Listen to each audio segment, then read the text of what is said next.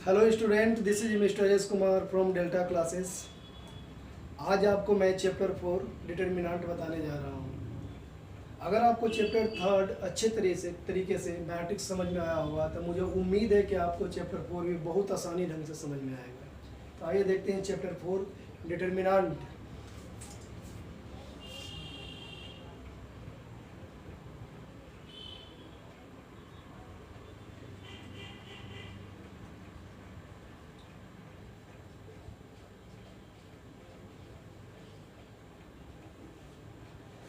Fundamental knowledge, पहले मैं कुछ जानकारी देता हूँ डिटर्मिनेंट क्या है समझते हैं, उसके बाद मैं आपको और लिखने के बाद फिर से समझाता हूँ आपको। फॉलो।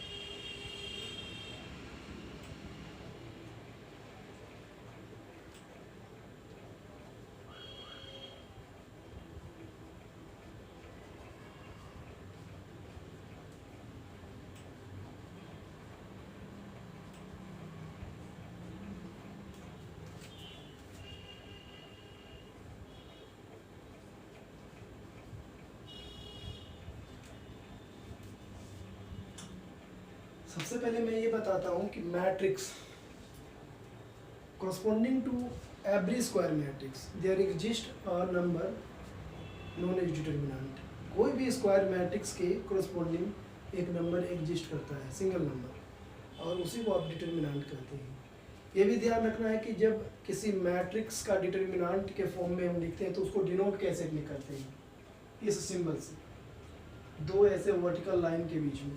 जैसे मैट्रिक्स ए है, अगर डिटर्मिनेंट लिखेंगे इसका तो ऐसे लिखेंगे या डी टी ए करके लिखेंगे। तो ये हुआ कि आप डिनोट कैसे करेंगे। अब आप जानते हैं इसके बारे में थोड़ा कुछ नोट्स और दूसरा आप देख लेंगे करके।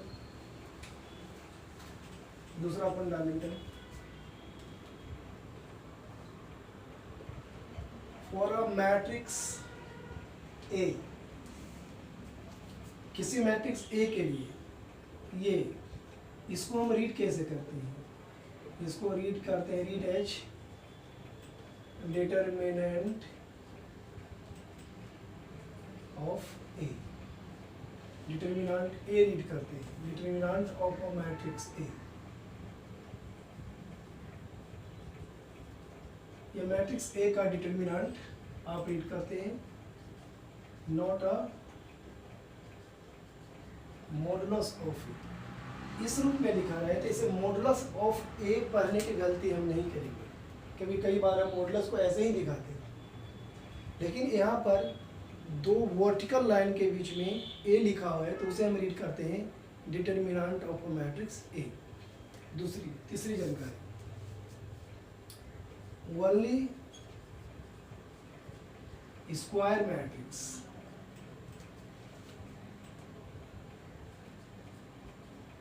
have a determinant।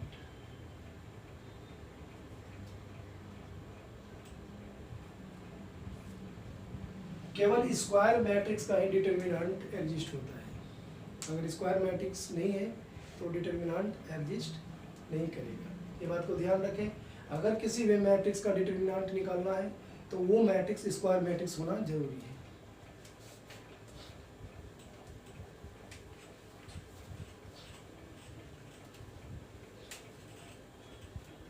अब है how to find the determinant of a matrix. इसके रिगार्डिंग कुछ स्टेप समझाता हूँ, प्लीज़ आप ध्यान से देखें क्या क्या मैं लिखवा रहा हूँ। जो स्टूडेंट्स पहले अपने क्लास में स्कूल क्लास से थोड़ा बहुत सीख रखे होंगे या जैसे भी सीख रखे होंगे उनको तो बहुत आसानी से समझ में आएगा, लेकिन जो बिल्कुल भी नहीं समझे हैं या जो भी बच्चे स्कूल में भी नहीं सीखे हैं, किसी से हेल्प लेकर भी नहीं सीखे हैं, उनको ध्यान से देखना है।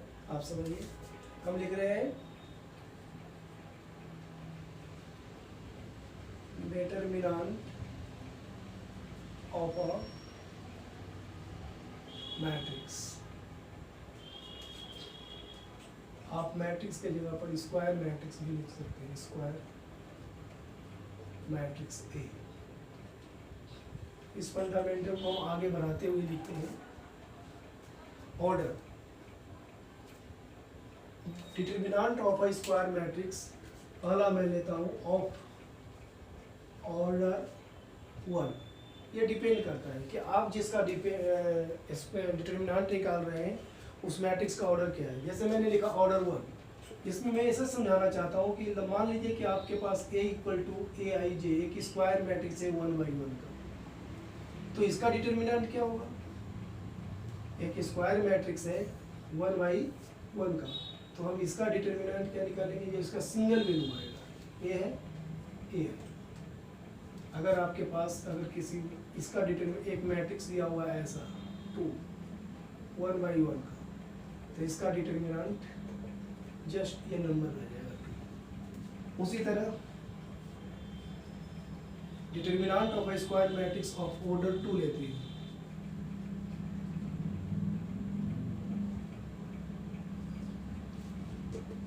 If A equal to AIJ एक स्क्वायर मैट्रिक्स है 2/2 ऑर्डर का। आपको पता है 2/2 ऑर्डर का स्क्वायर मैट्रिक्स ऐसा होता है जैसे A11 A12 A21 A22।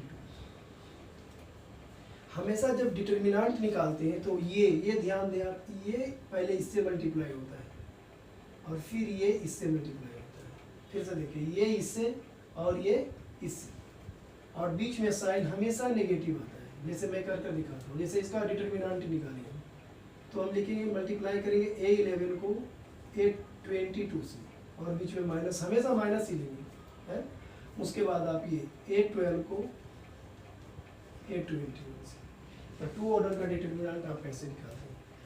चाहे कोई भी ऑर्डर का डिटरमिनेंट हो, फाइनली हमें उसे एक्सप्रेस करना है होता है सेकेंड ऑर्डर डेरिवेटिव में, सॉरी सेकेंड ऑर्डर मैट्रिक्स में, सेकेंड ऑर्डर डिटरमिनेंट में भी बोल सकते हैं।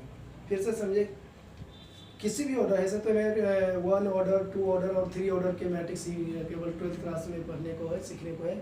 तो आप हमेशा जब 3/3 ऑर्डर का भी मैट्रिक्स होगा तो इस बात को ध्यान रखें कि उससे पहले हम एक्सप्रेस करेंगे सेकेंड ऑर्डर डिटरमिनेंट में। चलिए हम उसके बारे में भी बताते हैं। आपने ये समझ गए होंगे। आप इसमें एग्जाम्पल भी एक ले सकते हैं। एग्जाम्पल के लिए जैसे कि A इक्वल टू आपको AIJ 3/3 ऑर्डर का मैट्रिक्स हम ले लेते हैं 2/2 ऑर्डर का 6 1 5 8। अगर आप इसका डिटरमिनेंट निकालते हैं तो आप ध्यान से देखें, ये इसमें मल्टीप्लाई होगा, ये इसमें मल्टीप्लाई होगा, तो इस तरह से ये क्या होगा 8 6 या 48, ये 5 1 या 5 माइनस करके आपके 43 आ गए। एक सिंगल नंबर। इसी के बता रहा था कि for every square matrix there exist a number, ये नंबर एग्जिस्ट किया 43 और उसी को आप डिटरमिनेंट कहते हैं।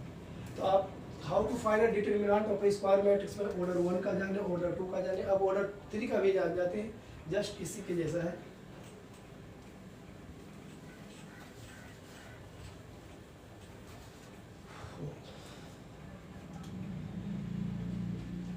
Of order 3।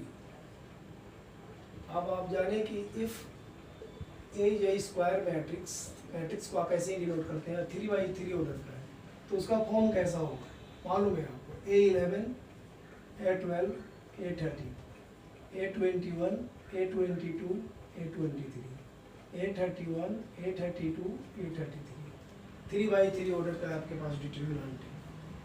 इस डिटरमिनेंट को मैट्रिक्स को डिटरमिनेंट हम कैसे फाइंड करेंगे? सबसे पहले जाने कि जो 3/3 ऑर्डर का मैट्रिक्स होता है उसके डिटरमिनेंट हम 6 वेज से फाइंड कर सकते हैं और in every way you will get the same result.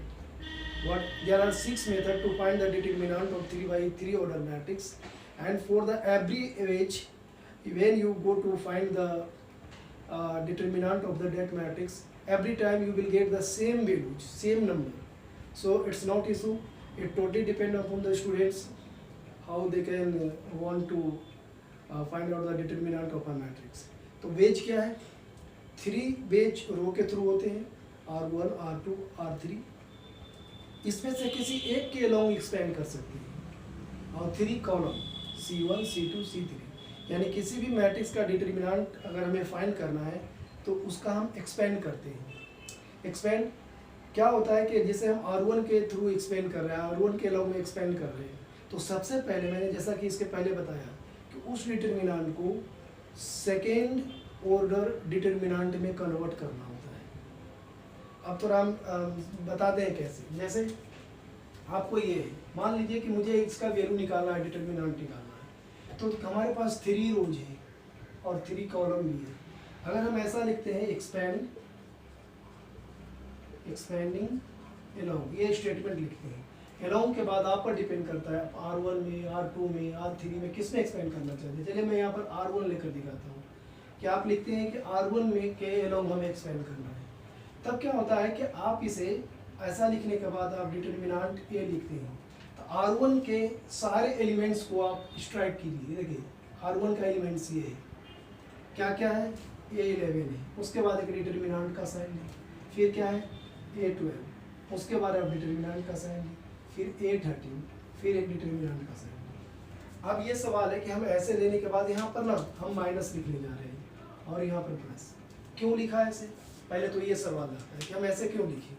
अगर आप में से कोई नहीं समझे तो फिर ध्यान से देखिए. पहले जिसके अलोंग लेते हैं उसको सेलेक्ट कर लेते हैं एलिमेंट्स को. इसके आगे का साइन अभी तो मैंने लिख दिया, लेकिन मैं आपको समझाऊंगा क्यों ऐसे लिखते हैं.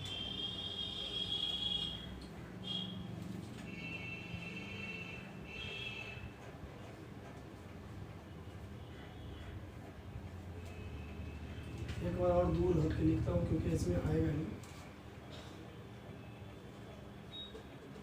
A11 एक डिटरमिनेंट का साइन लिया, यहाँ पर मैंने माइनस लिया. A12 एक डिटरमिनेंट का साइन लिया, प्लस लिया. और A13 और यहाँ. अब सवाल ये आता है कि हमने अपने मन से यहाँ पर प्लस, ये माइनस, ये प्लस क्यों लिया. तो ऐसे तो इसके फार्मूला भी है, आप I plus J raise to कर करके, sorry 1 raise to I plus J करके, बट आप इतना दूर ना जाए, बिल्कुल इजी मेथड से समझिए. जैसे इसको देखिए, आप क्या है A11, सिर्फ एलिमेंट्स को देखना, जिसके अलोंग एक्सपेंड कर रहे हैं एलिमेंट को सेलेक्ट कर लेंगे, डिटरमिनेंट लगा देंगे. और ये साइन की बात है तो हम यहाँ देखेंगे 1 1 है, यानी वो फर्स्ट रो फर्स्ट कॉलम. आप 1 1 लिखते हैं तो पहला रो पहला कॉलम, तो इन दोनों को ऐड करें. 1 + 1 क्या आएगा, इवन नंबर आएगा. जब आप रो और कॉलम को ऐड करते हैं, अगर वो इवन आए तो उसकी साइन पॉजिटिव होगी. इसे इसको ऐड करते हैं, 1 + 2 3 आएगा, ऑड नंबर है, इसलिए इसके आगे साइन क्या लगाया आपने, नेगेटिव. 1 + 3 4 आएगा, इवन नंबर, इसलिए इसके आगे साइन क्या लगाया, पॉजिटिव साइन, यानी प्लस का साइन लगाया. जिसके अलाउंग भी एक्सपेंड करेंगे उसके एलिमेंट्स को ऐसे लिखने के बाद यहाँ का साइन का डिसाइड कर लें, ये तीनों का, इसका इसका इसका साइन. साइन ऐसे ही इन दोनों के रो और कॉलम को जो रिप्रेजेंट करता है उसको प्लस करके देखें, इवन आए तो प्लस का साइन, ऑड आए तो माइनस का साइन. अब क्या है, अब हमें ये देखना, रिड्यूस करना होता है. मैंने बोला कि जब भी हम किसी 3 by 3 ऑर्डर का डिटरमिनेंट फाइंड करते हैं तो सबसे पहले उस डिटरमिनेंट मैट्रिक्स को हमें सेकेंड ऑर्डर डिटरमिनेंट में रिड्यूस करना होता है. इसलिए मैंने डिटरमिनेंट डाला. जैसे देखिए हमने 1 रो 1 को, फर्स्ट रो फर्स्ट कॉलम, तो फर्स्ट रो फर्स्ट कॉलम को डिलीट कर दिया. फर्स्ट रो ये, फर्स्ट कॉलम ये, तो बचेगा हमारे पास क्या, 22 23. देखिए 22 23 A32 A33. इसमें देखें फर्स्ट रो और सेकेंड कॉलम को डिलीट कर देंगे. फर्स्ट रो ये, सेकेंड कॉलम ये डिलीट हो गया, ये डिलीट हो गया, ये डिलीट हो गया. क्या बचा हमारे पास, A21 A31 A21 A31 A23 और A33. थोड़ा छोटा छोटा लिखा रहा है इसमें, बट आप लिखेंगे तो आ जाएगा A33. उसी तरह A13 में first row third column, first row third column जो यहाँ पर दिखा रहा है ये फर्स्ट रो है, ये थर्ड कॉलम है, डिलीट हो जाएगा। फर्स्ट रो डिलीट हो गया, थर्ड कॉलम अब क्या बचा A21 A22 A31 A32। जैसा कि मैंने सिखाया था कि सबसे पहले ये इसमें आता है और ये इसमें आता है, ये इसमें आता है, ये इसमें आता है, ये इसमें आता है, ये इसमें आता है, बीच में साइन माइनस। अगर हम इसको ऐसे लिखें तो इस तरह से आएगा, ये इसमें मल्टीप्लाई होगा A22 A33 माइनस, अब इसमें लेते हैं A23 A32, फिर बीच में माइनस A12, इन दोनों को मल्टीप्लाई करते हैं A21 A33 A21 A33, फिर इसको करते हैं A33 23 और ये 31 ऐसे मल्टीप्लाई ब्रैकेट बंद, फिर इसको लेते हैं बाहर में क्या है A30, फिर से देखिए A30 है बाहर में, पहले आप A21 और A32 फिर A22 और A31 आप ऐसे मल्टीप्लाई कर सकते हैं। अच्छे से समझ रहे होंगे आप। पहले इसको लिखते हैं, इसको मल्टीप्लाई करते हैं, बीच में हमेशा माइनस रहते हैं, फिर इससे इसको मल्टीप्लाई करते हैं। अगर ये नंबर होता तो रिड्यूस होकर मल्टीप्लाई होकर छोटा हो जाता। तो इस तरह से आप इसको एक्सपेंड करेंगे तो अपने आप एक्सपेंड हो जाएगा। आप इसमें एग्जाम्पल लेकर के भी देख सकते हैं, मैं इसे इरेज करके एग्जाम्पल लेता हूँ, आप समझ जाएंगे। इसके एग्जाम्पल इरेज करके लेता हूँ मैं, एक दूसरा एग्जाम्पल लेता हूँ नंबर में। जैसे आपको ये दिया हुआ है 521 7 3 4 और ये 8 2 3, ये 3/3 ऑर्डर का मैट्रिक्स है। आपको डिटरमिनेंट करना है, डिफाइन करना है डिटरमिनेंट। क्या करें, पहले डिसाइड करेंगे कि हम किसके थ्रू करें। चलिए अब अभी मैं लिख देता हूँ एक्सपेंडिंग अलोंग, एक्सपेंडिंग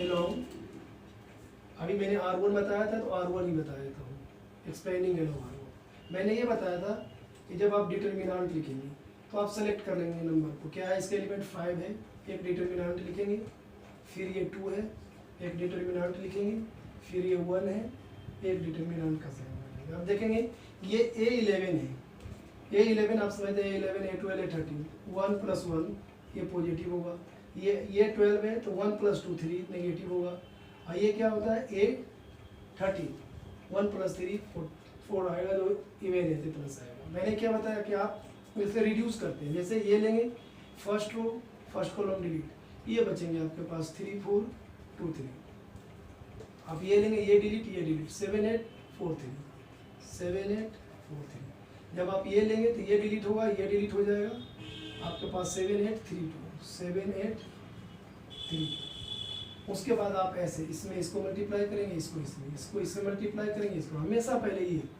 ऐसे ही इसमें जाएगा ये, फिर इसमें ये। अब आप मल्टीप्लाई करके देखिए 3 3 जा 9 - 4 2 जा 8, 3 2 7 3 जा 20 - 32, और ये क्या आ गया 7 2 जा 14 7 है ये 7 2 जा 14 - 8 3 जा 20। आप इसे कैलकुलेट कर लेंगे, आपको डिटरमिनेंट मिल जाएगा। यानी 3/3 ऑर्डर में यही ध्यान देना है कि आपको किसके अलोंग रिड्यूस करना है, उसके एलिमेंट्स को पहले सेलेक्ट करना है विद डिटरमिनेंट का साइन के साथ, और उस एलिमेंट को से हम रिड्यूस करते हैं, में आसानी होता है। इसे A12 लिखते हैं तो first row second column delete कर देते हैं, तो जो हमारा ऑलरेडी जो मैट्रिक्स गिवन होता है वो सेकेंड ऑर्डर डिटरमिनेंट में कन्वर्ट होता है। उसके बाद हम क्रॉस करके इसको इस तरह से फाइंड कर लेते हैं। तो मुझे उम्मीद है कि आपको ये फाइंड करने के लिए आया होगा कि हम डिटरमिनेंट को कैसे फाइंड करते हैं। अभी आपको मैं इसके आगे कुछ और चीज़ें बताता हूँ जो एक्सरसाइज 1.1 को समझने में आपको मदद मिले। अभी आपने जो सीखा है इसको ध्यान से नोट करें, फिर मैं आपको इसके आगे कुछ और इससे रिलेटेड कंसेप्ट बताता हूँ। ये सब फंडामेंटल नॉलेज में आएगा।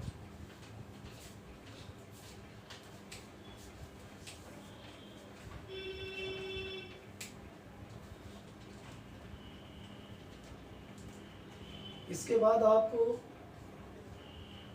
आपके पास कुछ और भी इसके फंडामेंटल नॉलेज है, जैसे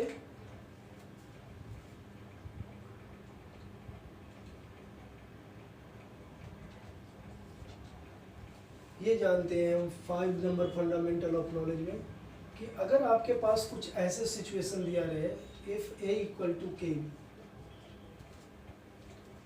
जिसमें where A and B are square matrix, A equal to k B दिया हुआ है एंड के एक स्केलर है, एनी नंबर भी कह सकते हैं।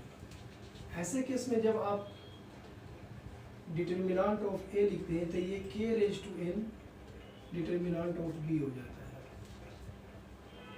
अगर आपको ऐसा केस दिया हुआ है तो if A equal to k B, ये दोनों का सेम ऑर्डर है, तो उसी तरह अगर ए इक्वल टू आपके पास एक स्क्वायर मैट्रिक्स है और आप उसका ए के निकालते हैं या के ए निकालते हैं डिटर्मिनेंट, तो एक के रेज टू एन होगा और डिटर्मिनेंट ऑफ एन, यानी जितने बाय जितने ऑर्डर का ये मैट्रिक्स हो वो पावर यहाँ आ जाएगा, जिसमें एन की वैल्यू 1 2 3 से ज़्यादा नहीं होगा, 3/3 ऑर्डर तक पढ़ने का है आपको।